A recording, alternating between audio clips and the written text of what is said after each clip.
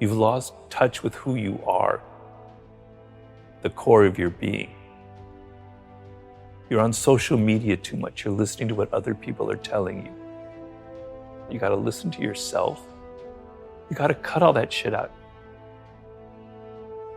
You have to look at the things that you love and the things that you hate. So what you don't like is very instructive to you, right? You're looking at things that are very powerful inside of you, that are emotional. They're not intellectual. They're feelings, they're emotions. They're visceral things that you connect to. I've always followed the laws of power, which is change things up, enter action with boldness. Don't be afraid to do things differently. Adapt your strategy to the circumstance. It's never too late. The earlier you figure it out, the better off you are.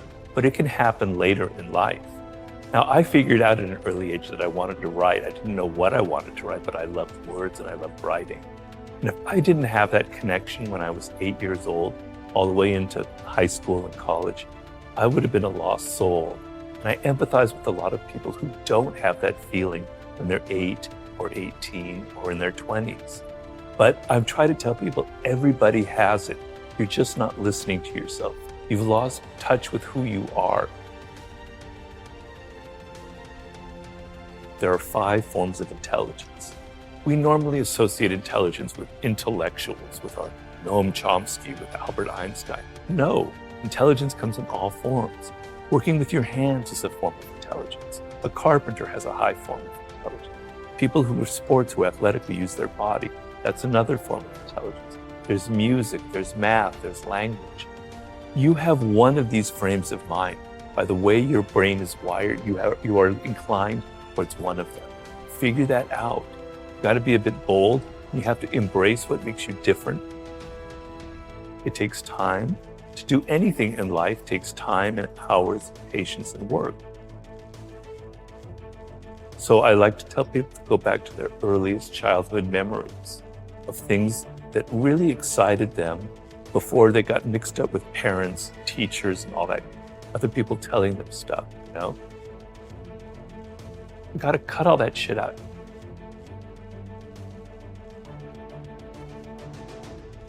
You know, I was frustrated, I was depressed. I even have to admit I had moments that were slightly suicidal because I knew deep down that I could do something.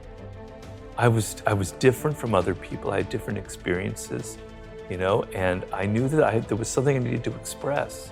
There was a purpose to how my life had unfolded, but I couldn't find it. I had tried everything. I had tried every form of writing, every possible endeavor you can imagine. It just didn't click. So I was very deeply frustrated. And the frustration, I tell people, is a good thing. Negative emotions are trying to teach you something. They're trying to teach you the opposite. Something else is going on. Frustration, what would be worse than frustration would be despair, giving up. No hope, but frustration is a sign that you haven't given up. You know you can do something, but you haven't figured it out. So when you have those kind of feelings, look at them and there's something positive in that. So I knew that there was something I was meant to do. I just couldn't figure it out when.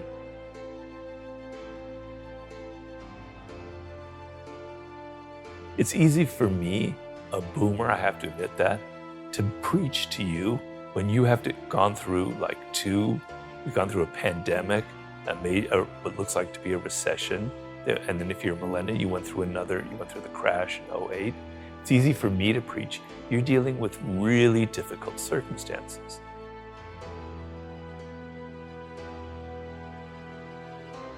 So a lot of people are rethinking their lives. They don't want to work at crap jobs just to get by. And I applaud that 100%, right? That's great.